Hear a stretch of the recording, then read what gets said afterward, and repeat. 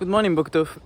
This morning I was having my daily dosage of Booktube when I saw a really nice video that is right up my alley from Garrett's channel, Books, Songs and Other Magic, which is all about religion, storytelling and narratives. And he gave some questions that I'm gonna try and answer because I found his video very philosophical in the best possible way. Philosophy began as a bunch of men hanging on tree branches and talking about the meaning of life. And that is the kind of philosophy that I find more compelling. So let's just philosophize a little bit about whether or not I am religion, whether or not there is a God, and why narratives is such a good word to refer to religion. The first question is, do you have a religion? Garrett answered that he was an atheist. These questions were given to him by a student, by the way. So they are very sensible, and I found them very perfectly measured. You know, he was not at any point doing any sort of like giving any partial view. He had no resentment towards the religion with which he grew up and from which he emancipated eventually. And I definitely took a while to get to that point. I was very resentful towards religion, just because I was spoon-fed religion. First in my own family, my mother is the highest entity in her own religion. She built her own sort of like, she's the main architect and the main figure in her own pagan mythology, which is a mixture of Nordic mythology, witchcraft and many other things. And living at home and growing up next to someone who believes herself to be some sort of supernatural being was hard. She's a great mother, and I'm not blaming her for her own beliefs, but it was hard because it's hard to argue with that. Now, of course, at home I had to contain myself a little bit, but when I was sent to a religious school, I decided I was not going to contain myself, and I started arguing against the teachers and the priests. This was the last 2 years of high school, and I actually was responded. Some teachers would respond with arguments, other ones would respond with censorship. The ones who responded with censorship only got more of my hostility towards any sort of like dogma that they tried to insufflate on me. However, those that had arguments with which to defend their own beliefs and that had very clear self-irony when it came to the inconsistencies of religion sparked my interest, and I read quite a few religious texts when I was still in school. And at some point, I remember I was reading the Quran, and I remember, I don't know, I got to a certain contradiction, and that I related to my own sort of like storytelling in my own journal, and I was like, I wrote down, vaya mierda, todo es mentira, which is this is shit, everything are lies, everything is lies. And then I wrote a poem about how everything is narratives. I was delighted years after when I would read After Virtue from Alasdair MacIntyre, and I would realize that a much more prominent philosopher would have already had made that argument, and much more successfully, in which he basically argues that everything is narratives. So that's sort of like, you know, that was the starting point. That was also the point in which I stopped. I began calling myself a poet, probably as well, around that area, when I realized that everything that felt mythical, everything that felt magic in any way, was a product of very good, normally, usually very good, or at least very consistent storytelling.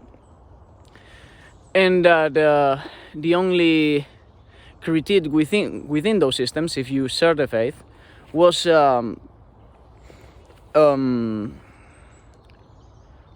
incoherence, right? Or at least I would think that for a while. I never fell into the rabbit hole of like Richard Dawkins and other atheists. I did read some, I read God is Not Great, and maybe one more book. Yeah, I think just a couple of books, but I never actually like was this kind of like outspoken atheist that thinks that religion is the worst thing in the world.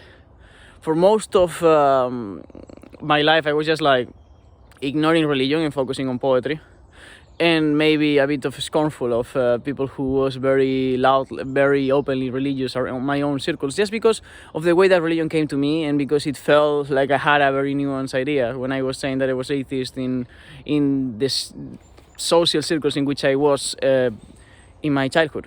However, then I started reading more, and I read Pessoa and I read Spinoza, and probably if I had to tell you like what is my religion, it would be a mixture of those two. I think that we humans have very many supernatural beliefs. Morality is one of them, in the sense not supernatural, but it's not something that can be proven. If it's not scientific, then in some ways it's based on faith, right? So when I behave morally, that is to say with no other justification than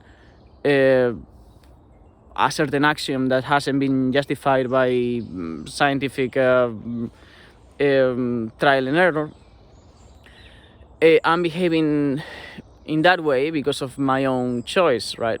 If I follow someone else's morality, then I'm acting on faith. I don't. I have my own morality and I have my own axioms, and sometimes they don't align with the law, with someone else's morals. But I think that if that many people follows morality and follows many other beliefs and many other convictions that they have in a religious way, and I think that we ignore that as well. Like religion goes way beyond what we call religion. Any dogmatic axiom that someone follows uncritically is a religion at the end. However, that is not to say that all religion has to be axiomatic and dogmatic. And a good example of that is Thomas Aquinas. He wrote the Summa Theologica. When I read his 5 ways of arguing for the existence of God, I was surprised. It was the first time that someone presented arguments that actually took me some time to disprove. It took me some time to think about the counter arguments to those arguments. And then I realized that he thought of even better arguments against the existence of God. So we are talking about a Christian who was both very, very Christian and a great example of how that can be in harmony with reason. Of course, if you push any person who has a belief on any kind of religion far enough, at some point they will fall back into faith. It is an irrational thing to believe in a supernatural world and in a supernatural entity. But what I'm trying to say is that I no longer look down upon people who has a religion of their own, so long as they arrived there in a way that is not dogmatic. I do look down on people who is dogmatic, especially if they are not self-aware. I think that if someone can be dogmatic about about certain things, I am very dogmatic on my morals. There are certain things that I consider to be wrong, clearly wrong, and I wouldn't lose my breath arguing with someone of why they are wrong. I think they are wrong, and I think that anyone who makes them should not exist. However,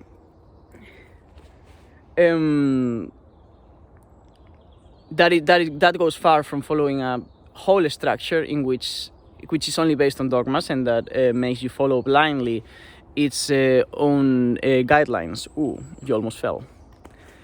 So yeah, I think I took quite a while to answer the first question because I wanted to lay the grounds for the rest of the video. But yeah, that's my if I were to have a religion, it would be Spinoza and Pessoa mixed together.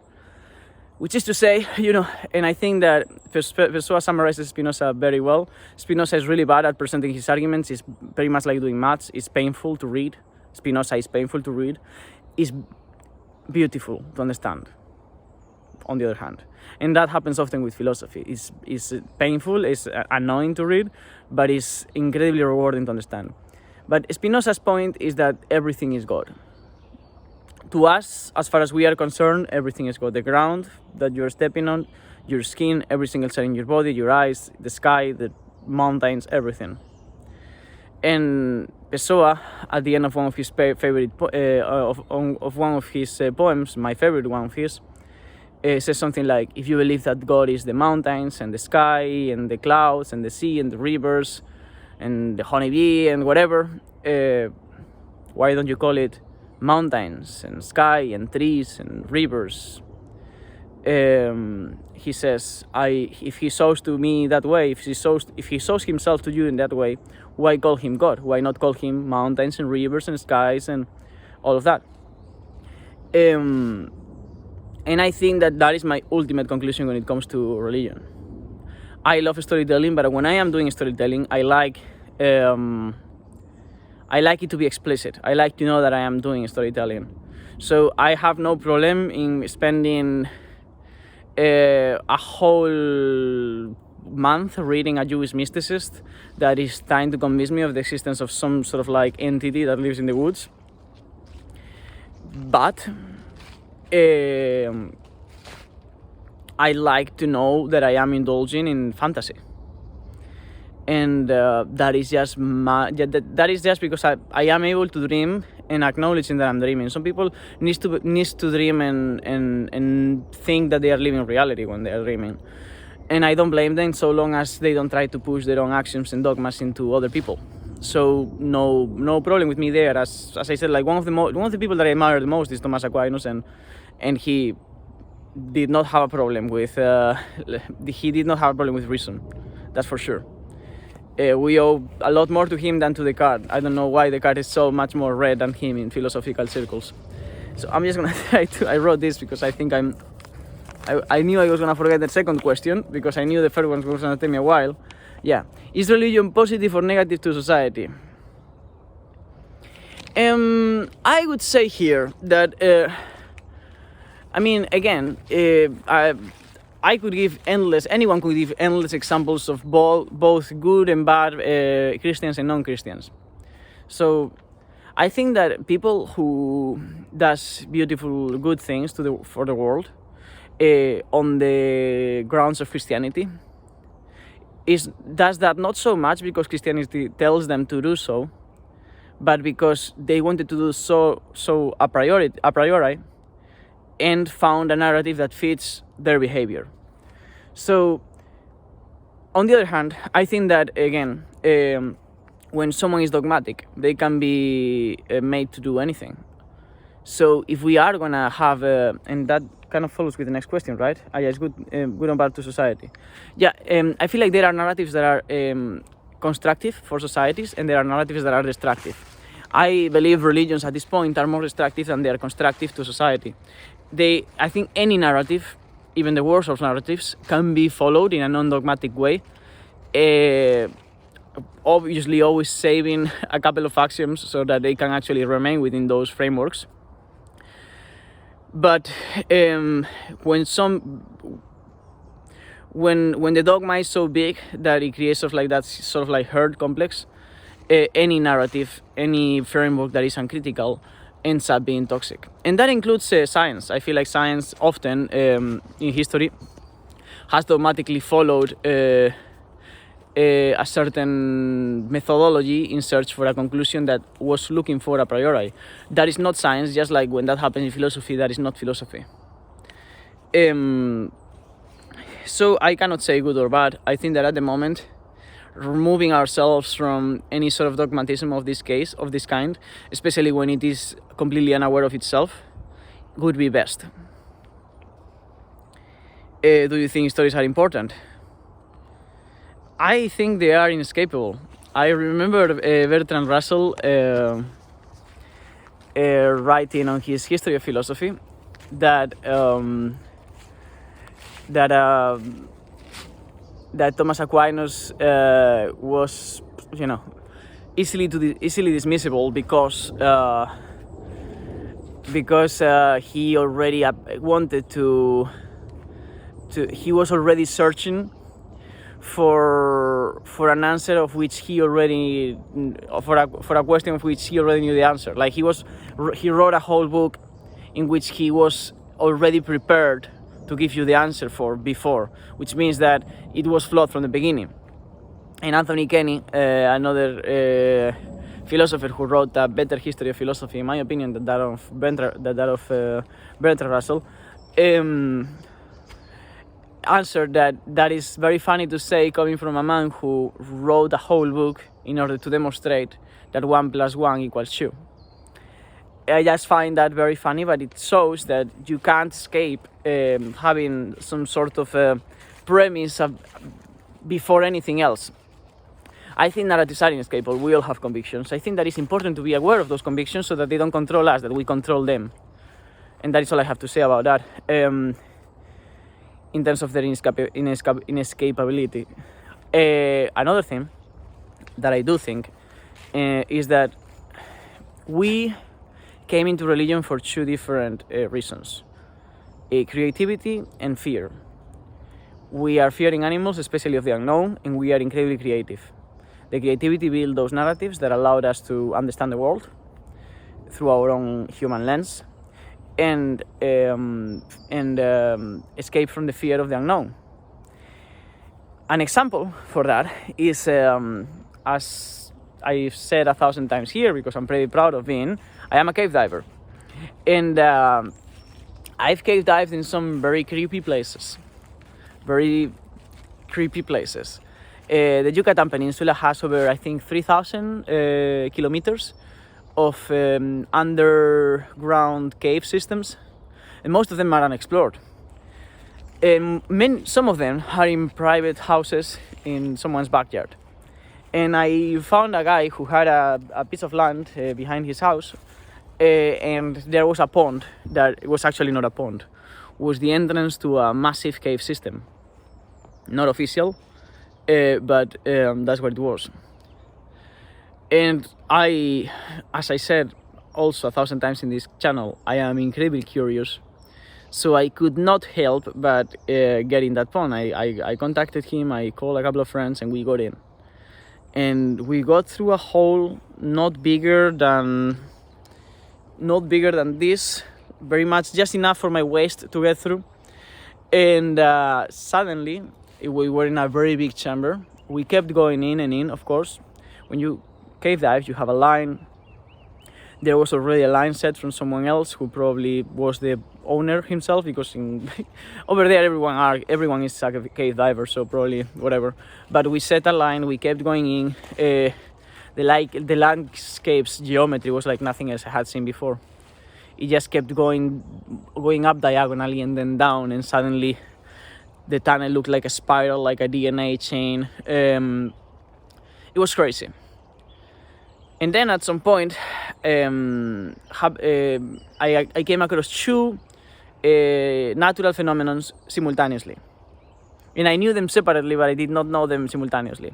I had never experienced them simultaneously. One is called halocline, which is what happens when fresh and salt water are mixed together. It gives you a visual effect that can get you. It's not hallucinations, but you don't see properly. You see, like, colors become stronger and brighter and intermittent, like they flash, and everything is fragmented. Once you move the halocline, if you don't move the halocline, it looks like it's glass just floating above you or under you. But if you move it because you don't see it with your fins, with the fins of whoever is in front of you, what happens is that suddenly you see colors and things and shapes, but you don't see properly, and everything is kind of like moving, all your vision.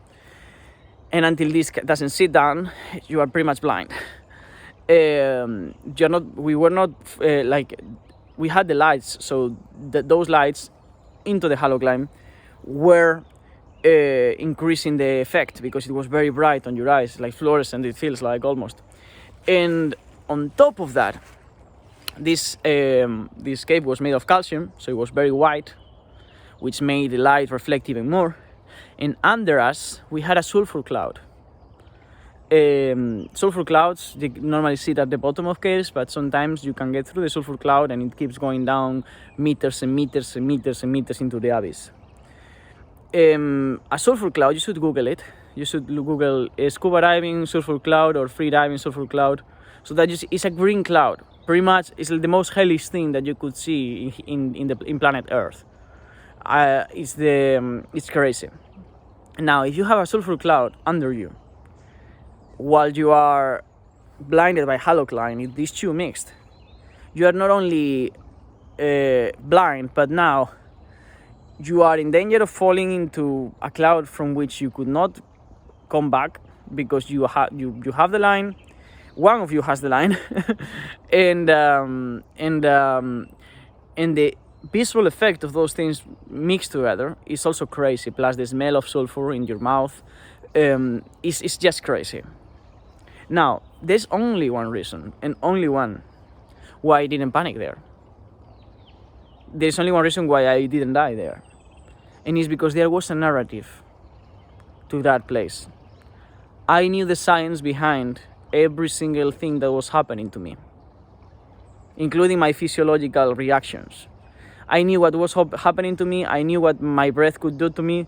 I knew what a sulfur cloud is and what a halocline is. It took me a second to gather all of this information, but once I had that narrative within my fingertips, I felt safe. And then I just waited on neutral buoyancy, trying to move as little as possible, trying to gather my colleagues, until the halocline sat and we could locate the line and turn back.